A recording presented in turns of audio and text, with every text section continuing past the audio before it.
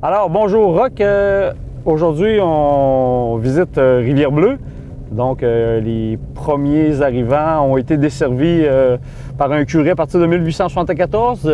Ils ont bâti par nécessité une première chapelle en 1910 qui a été utilisée jusqu'en 1920.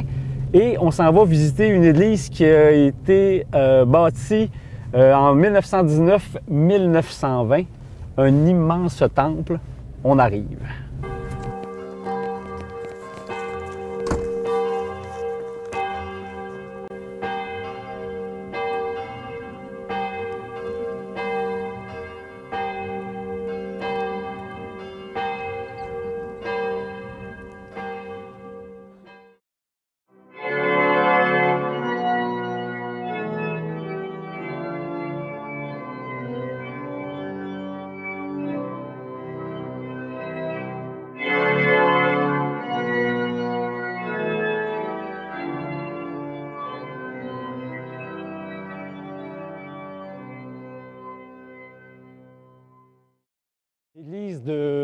Dans l'église de Rivière-Bleue, caractérisée par une nef à 3 vaisseaux.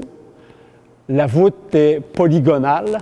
Il y a des transepts, dont le transept à droite accueille l'orgue à tuyaux, qui est là depuis la fin des années 80. Avant ça, elle était dans le jubé.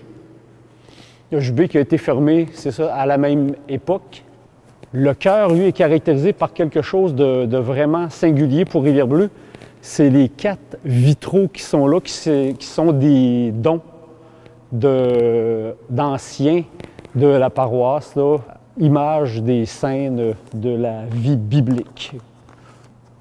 Le chemin de croix aussi, qui est vraiment super beau. Les confessionnaux que l'on voit là, ce ne sont pas les confessionnaux d'origine et ils ont été changés de place. Ça, c'est vraiment typique des anciennes églises. Donc, on a le maître-autel. Le prêtre pouvait rentrer là discrètement, aussi le sacristain. Et tu tournes à droite ou à gauche et tu arrives directement dans le chœur. L'emphase a été tellement mise sur le chœur qu'il fallait qu'il soit gigantesque. C'est que la sacristie, elle tient juste d'un déambulatoire. Moi, je pensais qu'il y avait une pièce en arrière, puis la pièce, c'est le déambulatoire. Les messes, depuis plusieurs années, les messes ont lieu sous une salle, sous le jubé, qui a été aménagée depuis plusieurs dizaines d'années.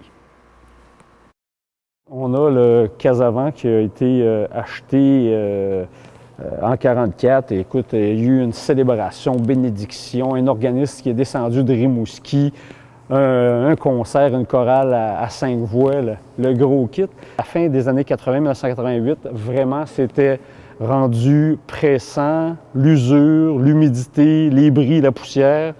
Les gens se sont donnés ensemble, ont fait une souscription populaire. Ils ont amassé 35 000 $. Puis, dans le 35 000, il y avait, en plus de la réparation, il y avait le déménagement de ce qu'on voit là.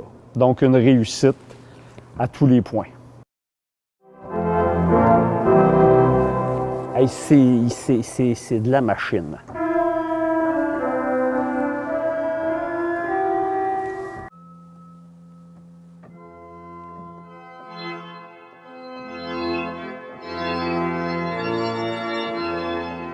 En conclusion, pour Rivière-Bleue, c'est un immense temple qui demande beaucoup d'entretien.